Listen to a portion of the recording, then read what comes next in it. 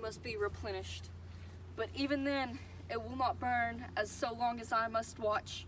My slumbers, if I slumber, are not sleep, but a continuation of enduring thought, which then I can resist not. In my heart there is a vigil, and these eyes but close to look within. And yet I live, and bear the aspect of the form of a breathing man. But grief should be the instructor of the wise. Sorrow is knowledge. They who know the most must mourn the deepest or the fatal truth. The tree of knowledge is not that of life. Philosophy and science and the springs of wonder and the wisdom of the world I have essayed, and in my mind there is a power to make these subject to itself. But they avail not. I have done men good, and I have met with good even among men, but this availed not. I have had my foes, and none have baffled. Many have fallen before me, but this availed not. Good or evil or life, powers, passions, all I see in other beings, have been to me as rain unto the sands. Since all nameless hour, I have no dread, and feel the curse to have no natural fear, nor fluttering throb that beats with hopes or wishes, or lurking love of something on the earth. Now to my task. Mysterious agency, ye spirits of the unbounded universe, whom I have sought in darkness and in light, ye who do compass earth about, and dwell in subtler essence, ye to whom the tops of the mountains inaccessible are haunts, and earth's and ocean's caves familiar things. I call upon ye by the written charm, which gives me the power upon you. Rise! Appear! They come not yet. Now by the voice of him who is the first among you, by this sign, which makes you tremble by the claims of who is undying. Rise! Appear!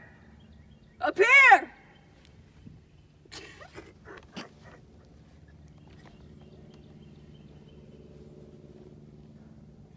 If it he so, spirits of earth and air, ye shall not thus elude me by a power deeper than all yet urged a tyrant's spell,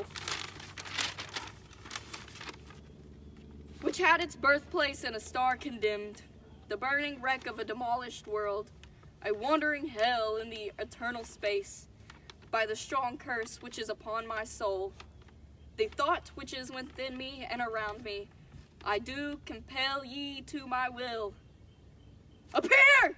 Mortal, to thy bidding bowed, from my mansion in the cloud which the breath of twilight builds, and the summer sunset gilds, with the azure and vermilion, which is mixed for my pavilion.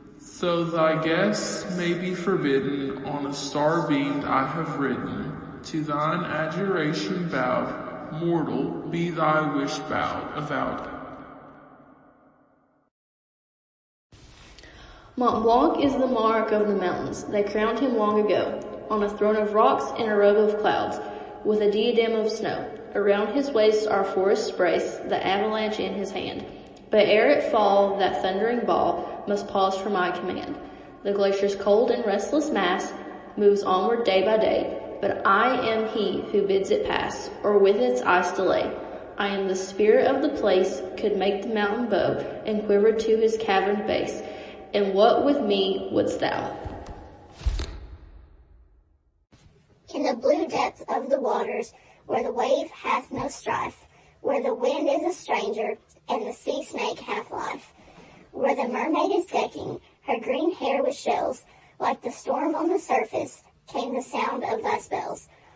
O'er my calm hall of coral, the deep echo rolled, to the spirit of the ocean thy wishes unfold. Where the slumbering earthquake lies pillowed on fire, and the lakes of bitumen rise boiling higher, where the roots of the Andes strike deep in the earth, as their summits to heaven shoot soaringly forth. I have quitted my birthplace, thy bidding to bide, thy spell hath subdued me. Thy will be my guide. I am the rider of the wind, the stirrer of the storm. The hurricane I left behind is yet with lightning warm. To speed to thee, o'er shore and sea, I slept upon the blast. The fleet I met sailed well, and yet 'twill sink ere night be past. The star which rules thy destiny was ruled ere earth began by me. It was a world as fresh and fair as ere revolved round sun and air. Its course was free and regular. Space bosom not a lovelier star. The hour arrived, and it became a wondering mass of shapeless flame. A pathless comet and a curse. The minutes of the universe, still rolling on with innate force, without a sphere, without a course. A bright deformity on high, the monster of the upper sky.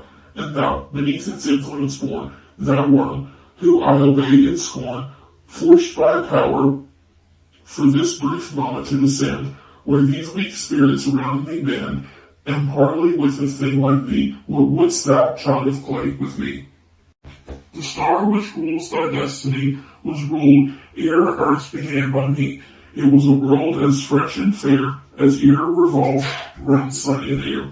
Its course was free and regular. Space bosom not a lovelier star. The hour arrived, and it became a wondering mass of shapeless flame. A pathless comet and a curse. The minutes of the universe, still rolling on with innate force, without a sphere, without a course. A bright deformity on high, the monster of the upper sky. And thou, beneath its influence born, that worm, who I obey in scorn, forced by a power for this brief moment to descend, where these weak spirits around me bend, and partly with a thing like thee, what wouldst thou, child of clay, with me? Earth, ocean, air, night, mountains, winds, thy star, are at thy beck and bidding, child of clay. Before thee at thy quest their spirits are. What wouldst thou with us, son of mortals, say? Forgetfulness. Of what? Of whom and why? Forgetfulness of that which is within me. Read it there. Ye, I know it. We can give thee that which we possess. Ask of us subjects, sovereignty, the power o'er earth, the whole, or proportion, or a sign which shall control the elements, whereof we are the dominators, each and all. These shall be thine. Oblivion. Self-oblivion. It is not in our essence, in our skill, but thou mayst die. Will death bestow it on me? We are immortal, and do not forget. We are eternal, and thou to us the past is as the future. Present, art thou answered? Ye mock me, but the power which brought ye here hath made you mine. Slaves, scoff not at my will. The mind, the spirit, the Promethean spark, the light of my being is as bright, pervading and far darting as your own. It shall yield not to yours, though cooped in clay.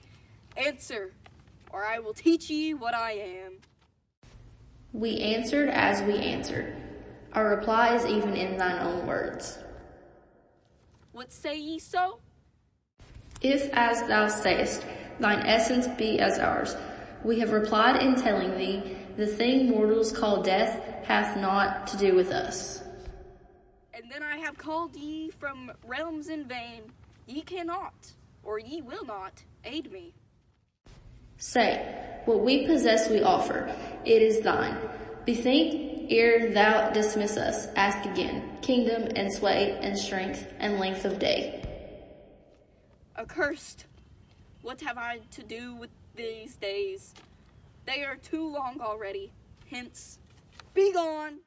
Yet pause. Being here, our will would do thee service. Bethink thee, is there then no other gift which we can make not worthless in thine eyes? No, none. Yet stay, one moment, ere we part. I would behold ye face to face. I hear your voices, sweet, melancholy sounds, as music on the waters. I see the steady aspect of a clear large star, but nothing more.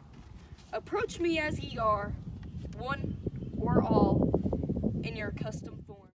We have no forms beyond the elements of which we are the mind and principle, but choose a form, and that we will appear.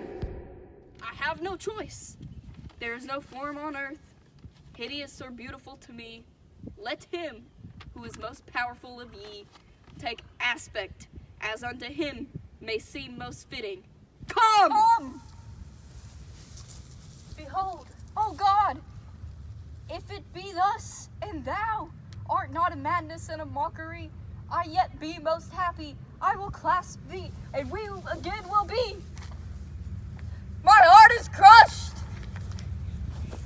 When the moon is on the wave, and the glowworm in the grass, and the meteor on the grave, and the wisp on the morass, when the falling stars are shooting, and the answered owls are hooting, and the silent leaves are still, in the shadow of the hill, shall my soul be upon thine, with a power and with a sign, though thy slumber may be deep, yet thy spirit shall not sleep.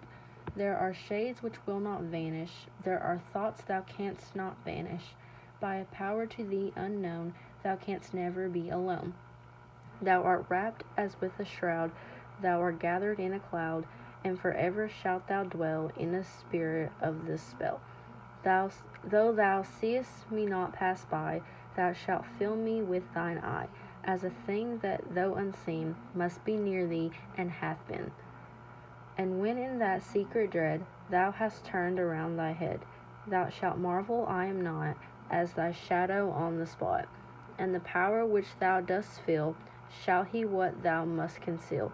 And a magic voice and verse hath baptized thee with a curse, and a spirit of the air hath begirt thee with a snare.